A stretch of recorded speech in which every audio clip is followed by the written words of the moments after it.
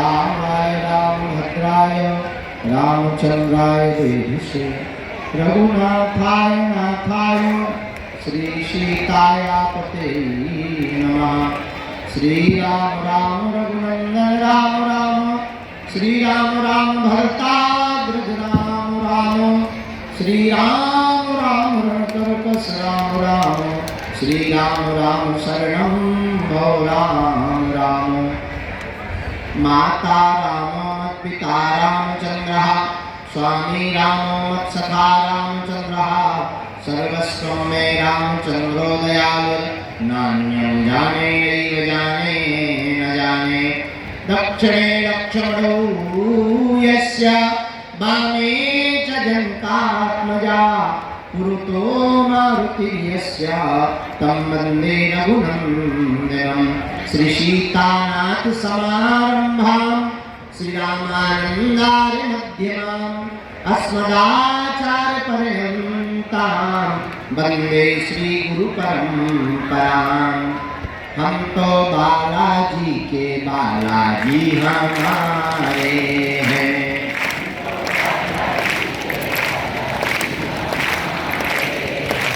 हम तो बालाजी के बालाजी हमारे हैं।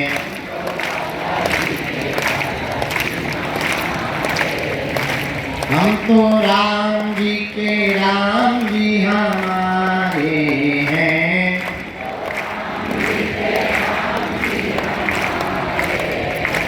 हम तो गुरु जी के गुरु जी हमारे हैं।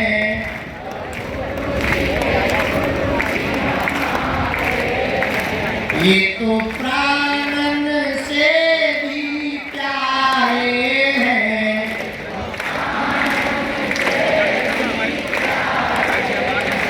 ये तो अंजनी माँ के दुलारे हैं।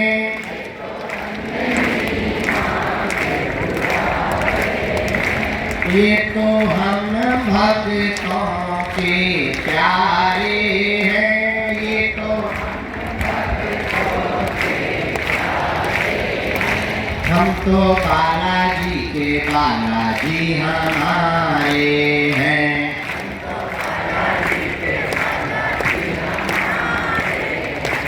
हम तो राम जी के राम जी हमारे हैं।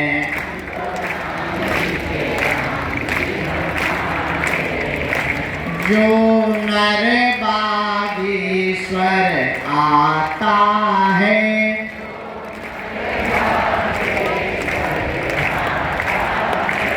वह सकल पदार्थ पाता है।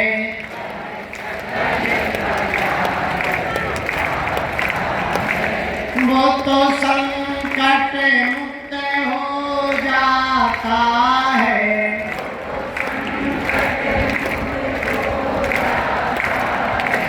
वो तो गुरु चरणों को पाता है।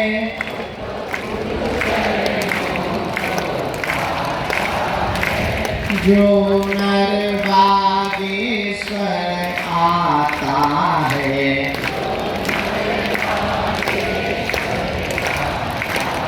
इसलिए गाई हम तो बालाजी के बालाजी हमारे हैं।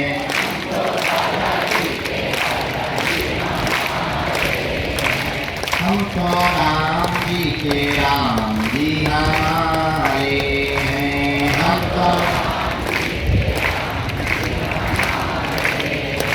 हम तो बागेश्वर के बागेश्वर हमारे हैं।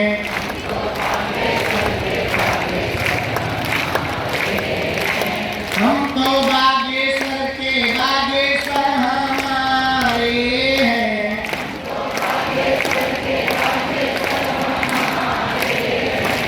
हाँ हमारे हैं। हाँ हमारे हैं।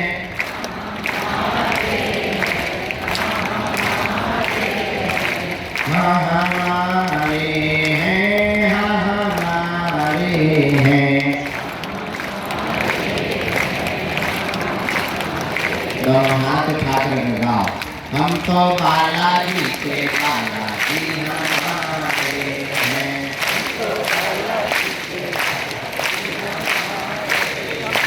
हम तो बागेश्वर के बागेश्वर हमारे हैं।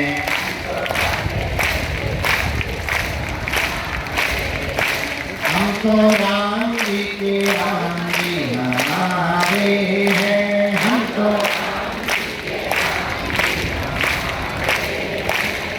गुरु जी के गुरु जी हमारे हैं। हम तो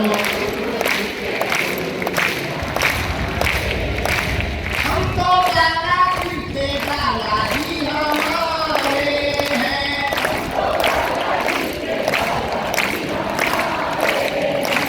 हम तो बागेश्वर के बागेश्वर हमारे हैं।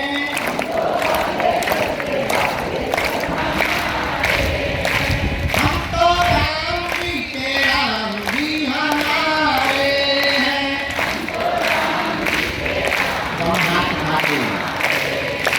हम तो बालाजी के बालाजी हमारे हैं। हम तो राम जी के राम जी हमारे हैं। हम तो हमारे हैं। हमारे हैं। हमारे हैं।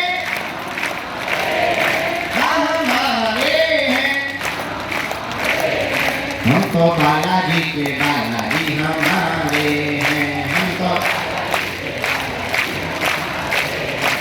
तो बागेश्वर के बागेश्वर हमारे हैं। हम तो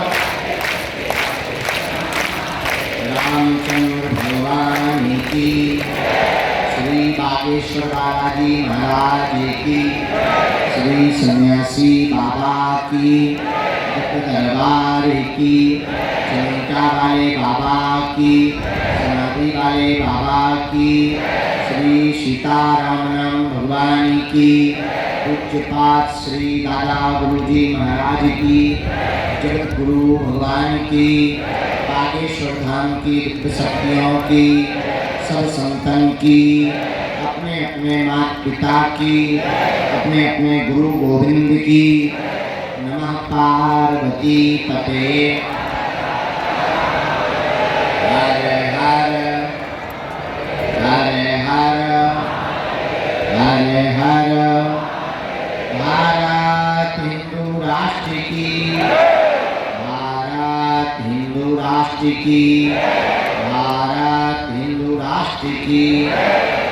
सभी लोग हाथ जोड़ लें और हाथ जोड़ने के बाद बोलेंगे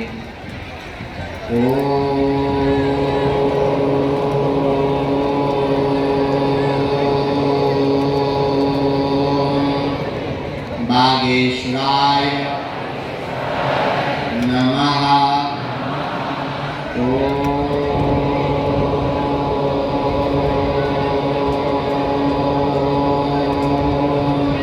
हम हनुमते नमः।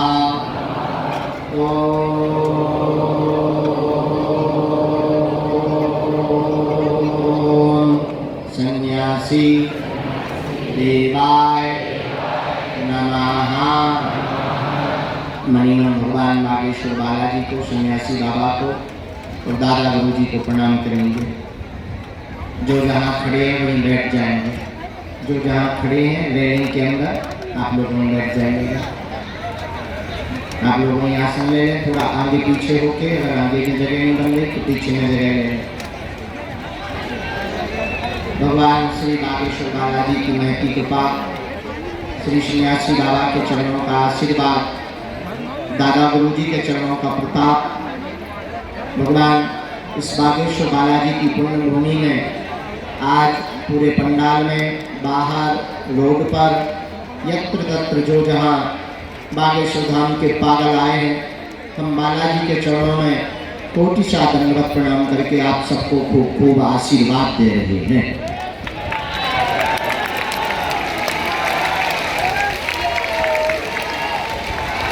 आप सबका मंगल हो, आप सब पर बालाजी की कृपा हो।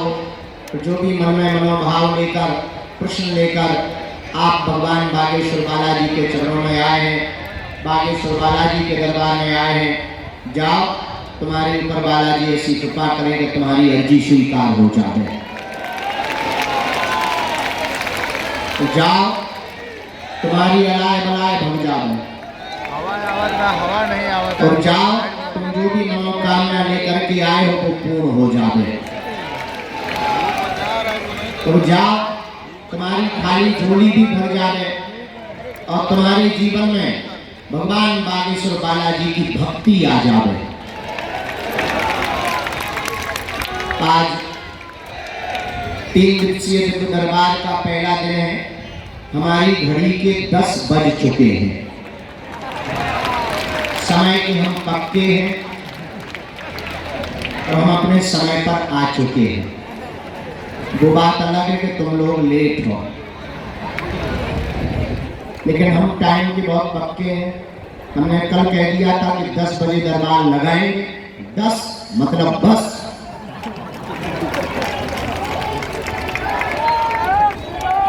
क्योंकि पहले दरबार खुले में लगना था, फिर हमने सोचा कि वहाँ बरसात आ गई तो दरबार बीच को स्थगित होना पड़ेगा, इसलिए इमरजेंसी में यहाँ काम चल रहा था। 4 जुलाई की तैयारी चल रही थी इस हॉल की, लेकिन हमने सोचा कि अब 3 दिन का दरबार भी इसी पंडाल में लगाया जाएगा।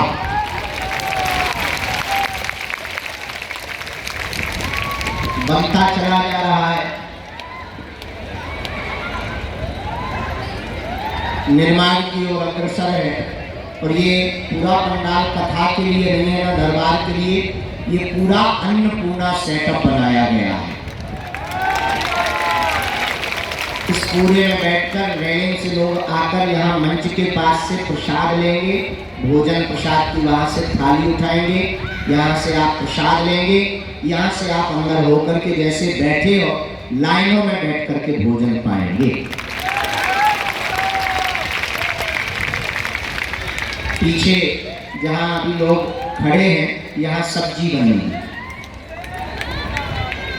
तो अन्नपूर्णा क्षेत्र बनाया गया है, और हमने सोचा 3 और 4 तारीख का दरबार, 3 और 4 तारीख के उत्सव तो ठीक है, 29, 30, 1 में कल का दरबार तो वही हॉल में भूतों का लग गया था। कुछ भूत यहाँ बचे दिख रहे हैं,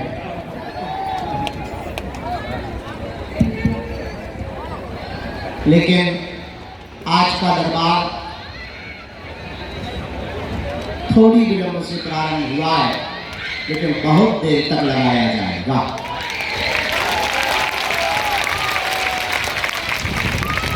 ताकि भगवान बागेश्वर बालाजी के चरणों में ज्यादा से ज्यादा लोगों की अर्जी स्वीकार हो जाए। सामूहिक अर्जी तो सबकी लगाई जाएगी, परंतु सन्यासी बाबा की प्रेरणा अनुसार जिनको बुलाया जाएगा, जिनकी ये सन्यासी बाबा आज्ञा देंगे, आपको हम बहुत विनम्रता पूर्वक प्रार्थना करें, आप ध्यान आ गए मतलब आपकी अर्जी ही स्वीकार हो गई है। यहाँ पर आपका आना ही अर्जी स्वीकार होना है।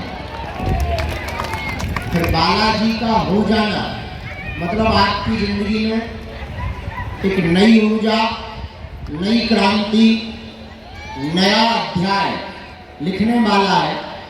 कलयुग में हनुमान जी के समान कोई दूसरा देवता नहीं, और आज तक का इतिहास है, भारत से लेकर के पूरे विश्व के बहुत बड़े बड़े लोगों का इतिहास है।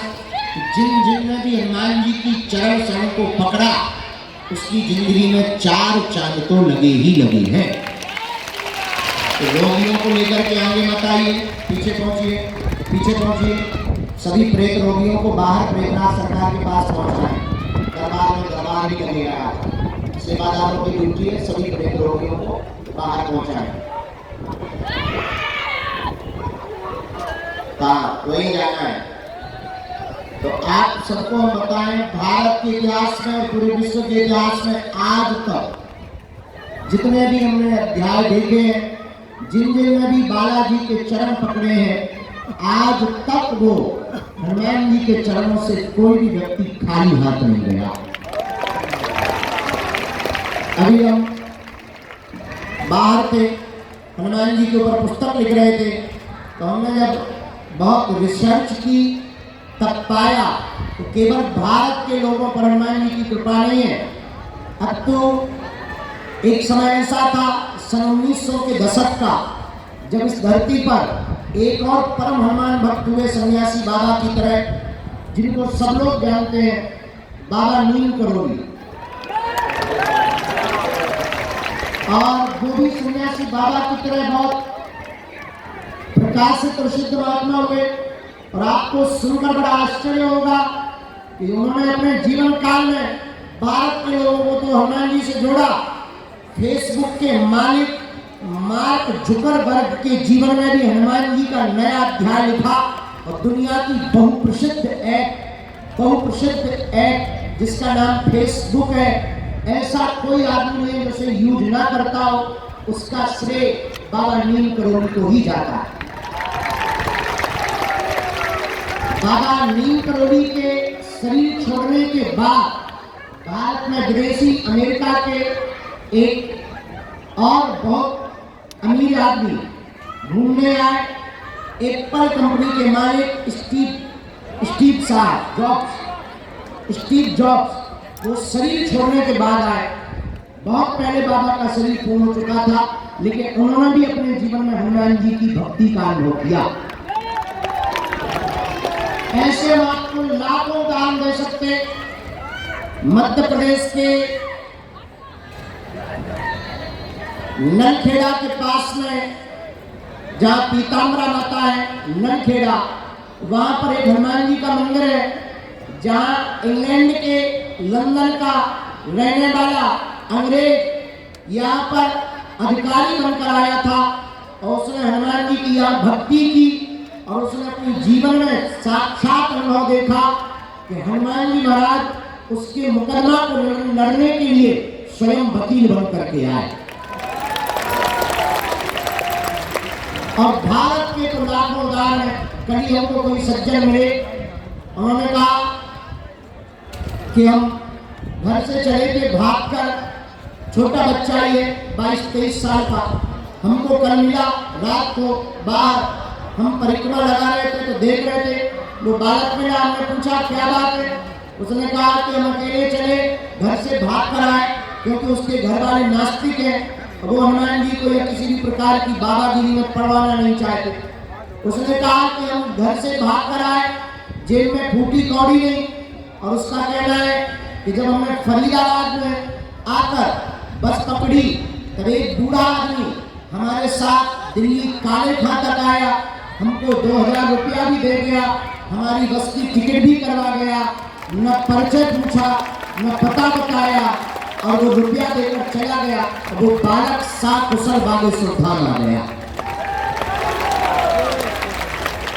ऐसे में बहुत से उदाहरण पूरे भारत के देखे, ऐसे बहुत से उदाहरण हमने पूरी दुनिया के देखे कि कलयुग में एकमात्र देवता हनुमान जी है। और मेरे पागलों, अगर तुम हनुमान जी के चरणों को पकड़ लोगे, हनुमान जी की भक्ति को पकड़ लोगे, हम तुम्हें दावे के साथ कह सकते हैं दुनिया में कभी भी तुमको पीछे मुड़ करके नहीं देखना पड़ेगा। एक बहुत प्राचीन कहानी है, आज का दरबार शुरू करने के पहले उस कहानी से चर्चा शुरू करते हैं। एक बहुत प्राचीन कहानी है, आप लोगों ने उस कहानी को पढ़ा होगा किताबों में, बेताल पच्चीसी। बेताल पच्चीसी नाम की एक बहुत पुरानी पुस्तक है, जिसमें वीर विक्रमादित्य और बेताल की 25 कहानियां हैं। वैसे तो पढ़ने वालों ने अपने अपने हिसाब से उसका आकलन किया। उसे मनोरंजन की दृष्टि से पढ़ोगे तो मनोरंजन है, और ज्ञान के तल पर पढ़ोगे तो बेताल 25 में भी ज्ञान भरा पड़ा है। बेताल 25 की एक कहानी है कि वीर विक्रमादित्य के दरबार में एक दिन एक फकीर आता है और एक जंगली सा फल वीर विक्रमादित्य को देता है। वीर विक्रमादित्य राजा की रोज आदत, वो प्रातः काल लोगों को मिलता था, लोगों से उपहार देते थे। वो अपने बगल में खड़े हुए दरबारी का मंत्री उसे सौंप देते थे। एक रोज एक फकीर आया, उसने वह जंगल का पुराना सा फल दिया। वीर विक्रमादित्य ने मुस्कुराकर उसे स्वीकार कर लिया, कुछ बोला नहीं। उसे लगा कोई जंगली फल है, वैसे भी ये महात्मा है, क्या खाक देंगे।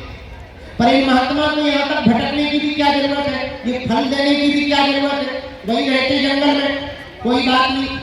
मनी मन वीर विक्रमादित्य ने मुस्कुरा के वो फल को अपने दरबार के मंत्री जो बगल में खड़ा था, असिस्टेंट, उसको दे दिया। और आप ताज्जुब करेंगे कि ना उस महात्मा ने कुछ कहा, ना वीर विक्रमादित्य ने कुछ कहा। और 10 वर्ष तक लगातार वो महात्मा प्रतिदिन आता था, रोज एक फल देता। वीर विक्रमादित्य व्यस्त थे, सम्राट थे, राजा थे, इसलिए कुछ बोले नहीं। और महात्मा भी बहुत ऊंचा हुआ था, बहुत ऊंचा था, वो भी कुछ बोला नहीं। प्रायः गुरु कुछ बोलते नहीं है, गुरु अपने शिष्य के पात्र का आकलन करते हैं कि ये कब जागेंगे। और तुम्हारी जिंदगी भी ठीक राजा वीर विक्रमादित्य की तरह है कि गुरु तुम्हारे सामने बहुत से शब्दों का फल देता है, लेकिन तुम हौसले ही नहीं हो, तुम खुमारी में हो। जैसे वो वीर विक्रमादित्य हौसले नहीं है, राज मद में चूर है, चकनाचूर है, वो अपनी मस्ती में मस्त है, वैसे ही तुम भी अपनी मस्ती में मस्त हो। और एक रोज एक घटना घटती है। घटना ये घटती है कि राजा वीर विक्रमादित्य सुबह सुबह खड़ा था और रोज की तरह 10 सालों से, कई 10 या सालों से वो महात्मा रोज आता, एक वही जंगल का फल देता और राजा का वही काम रोज दरबारी को दे देता। और आज फिर वही घटना घटी कि वो महात्मा वही फल लेकर के आया, राजा को दिया। राजा ने बगल में दरबारी को वो फल देने की बजाय ठीक लेफ्ट साइड में बाएं अंग पर एक पालतू बंदर बैठा था, उसको वो फल दे दिया कि तू भी खा। 10 सालों से दरबारी को दे रहे हैं, पर आज तू खा। और राजा आश्चर्यचकित हुआ कि जब उस बंदर ने उस फल को खाया तो फल खाते खाते उसके मुंह में कटाक की आवाज आई और इतना बड़ा चमचमाता हीरा, डायमंड उस फल के बीच से निकला कि राजा वीर विक्रमादित्य चौंक गया। आज तक इतना बड़ा हीरा, इतनी बेशकीमती रत्न हमने देखा ही नहीं और उसके खजाने में भी नहीं था। राजा चौंक गया। दरबार में मंत्री को तुरंत बुलाकर कहा कि ये महात्मा 10 सालों से लगातार आ रहे हैं, इनके दिए हुए बाकी फल कहां हैं, क्या तुमने खोल कर देखे? उस मंत्री ने कहा कि हमने तो एक भी खोल कर नहीं देखे, पर सम्मान मिलता था तो एक तल घर में डाल देते। राजा ने कहा जल्दी चलो। जाकर के जब तल घर को खोला तो दुर्गंध से भरा था, क्योंकि फल सड़ चुके थे। लेकिन आश्चर्यचकित वाली बात यह थी कि जितने फल सड़ चुके थे उतने बीच में चमचमाते हुए हीरे पड़े हुए थे। बात तालियों की नहीं है मेरे यारों, ये बात तुम्हारे जानने की है कि जैसे राजा वीर विक्रमादित्य 10 सालों तक सोता रहा, हौसला नहीं रहा, अब वो जिंदगी जी रहा था और उसके सामने सदगुरु रोज एक बेशकीमती हीरा दे रहा था, पर वो उसे पहचान नहीं पा रहा था। वैसे ही तुम भी बेहोश हो और तुम भी पागल हो और तुम भी बावरे हो और तुम भी महामूर्ख हो कि दरबारों में तुम भटक रहे हो, अपना समय बर्बाद कर रहे हो। और तुम्हारे सामने वर्तमान में अभी इसी वक्त हनुमान जी जैसा कोहिनूर है, तुम उस कोहिनूर को छोड़ करके चमत्कारों के चक्कर में पड़े हुए हो। ये भी तुम्हारी मूर्खता है और इससे ये सिद्ध होता है कि तुम हौसला नहीं हो, इससे ये सिद्ध होता है कि तुम सोए हुए आदमी हो, इससे ये सिद्ध होता है कि तुम सिर्फ चमत्कार के पीछे पागल हो, इससे ये सिद्ध होता है कि तुम्हें हनुमान जी के नाम का कोई लेना देना नहीं है, तुम्हें हनुमान जी से भी कोई लेना देना नहीं है, तुम्हें केवल अपने काम से लेना देना है। और अगर तुम्हें केवल अपने काम से लेना देना है तो तुम ठीक शांत राजा की तरह सोए हुए बुजुर्ग इंसानों पर याद रखना, वीर विक्रमादित्य तो 10 साल में जाग गया था, शायद तुम तो 10 पीढ़ियों में भी अभी तक जाग नहीं पाए। तो शायद तुम अभी भी सोए हुए हो, इसलिए मेरी बात मानो। ये बात तुमको बहुत कड़वी और खरी लग सकती है, पर याद रखना, तुमसे ज्यादा भपोल समझ वाला इस दुनिया में कोई नहीं है, क्योंकि तुम्हें हर महीना नया गुरु चाहिए, नया भगवान चाहिए, नया चमत्कार चाहिए, और तुम बिना अनुष्ठान के, बिना भजन के, बिना शक्ति बल के तुम दूसरे गुरु से चमत्कार पाना चाहते हो, और तुम्हारी जिंदगी में ये कभी घटित होने वाला नहीं है। याद रखना, राम हो, कृष्ण हो या गौतम बुद्ध, सबको लड़ने पड़ते हैं अपने अपने युद्ध। इसलिए आज अगर तुम्हारी बात हमारी समझ में आ जाए और हमारी बात तुम्हें समझ में आ जाए, ये तो तय है, सबको नहीं समझना है, पर कुछ भी अगर समझ जाएंगे तो शायद तुम्हारी जिंदगी का एक नया अध्याय लिख सकता है, तुम्हारी जिंदगी की एक नई क्रांति लिख सकती है। याद रखना, हम भी तुम्हारी तरह इस दरबार में कुछ मांगने आए थे, हम भी तुम्हारी तरह याचना करने आए थे। कल हमारे बीच में हमारे एक बहुत प्रिय मित्र और भारत के बहुत ही एजुकेटेड मैन, वर्तमान में मेंबर ऑफ पार्लियामेंट है, वो हमसे मिलने आए, और वो टीवियों पर बहुत ललकार करके खूंखार ग्लोबली तर्क रखते हैं, पूरे विश्व का बहुत नॉलेज रखते हैं, ज्ञान रखते हैं। ऐसे हमारे प्रिय मित्र सुधांशु त्रिवेदी जी आए थे। तब हम उनके साथ लगभग 2.5 घंटे तक बैठे और यही चर्चा चल रही थी कि भारत के लिए अब क्या करना चाहिए और हमें भारत को विश्व गुरु कैसे बनाना चाहिए। और हम दोनों मिलकर के बहुत कुछ घर्षण कर रहे थे, बहुत कुछ चर्चा कर रहे थे। तब हमने उनको बातों बातों में मंदिर पर ले गए। हमने कहा, अगर तुम्हारी रजा हो तो मैं तुम्हारे साथ मंदिर जाना चाहता हूँ। हमने दर्शन भी नहीं किए थे, कल आए थे, दरबार में बैठ गए थे, उनके साथ मंदिर पर चढ़े। मंदिर पर जैसे ही चढ़े तो उन्होंने अचानक मुझसे पूछा कि यहाँ का राज क्या है और तुम्हारी जिंदगी में कब घटना घटी। प्रिय बताने की कृपा करें। हमने कहा, मित्र, हमारी जिंदगी में जो भी घटना घटी वो यही घटी। और मंदिर के पास जहां पर अभी वर्तमान में आप लोग प्रवेश करते हैं, उसके सामने हमारे दादा गुरुजी झोपड़ी बनाकर रहते थे। उनको बुंदेलखंड में बप्पा कहते हैं, आपकी भाषा में दादा भी कहते हैं, अंग्रेजी में ग्रैंडफादर कहते हैं। वो भी यहाँ बैठे थे। तुम जैसे याचना लेकर आए, तुम जैसे अर्जी लेकर आए, तुम जैसे समस्या लेकर आए, तुम जैसे निवारण पाने आए, तुम जैसे परेशान होकर आए, हम भी एक दिन तुम्हारी तरह यहाँ आए थे और हम भी कुछ मांगने ही आए थे। ये बिल्कुल भी मत सोचना कि हम कुछ डिफरेंट मांगने आए थे। हम भी तुम्हारी तरह, और हमारी सोच तो तुमसे भी घटिया थी। हमारी मांग ये थी कि 3 दिन से भोजन नहीं हुआ, पिताजी कुछ करते नहीं है। हमारी माँ ने हमें सिखा के भेजा था कि तुम्हारे दादा गुरुजी बहुत पहुंचे हुए इंसान है, चमत्कारी है, वो आंख बंद करके कुछ भी बता देते हैं। जरा जाओ, पूछ के आओ, जमीन का गड़ा हुआ अगर धन बता दे तो मजा आ जाएगा। और हम भी तुम्हारी तरह गए।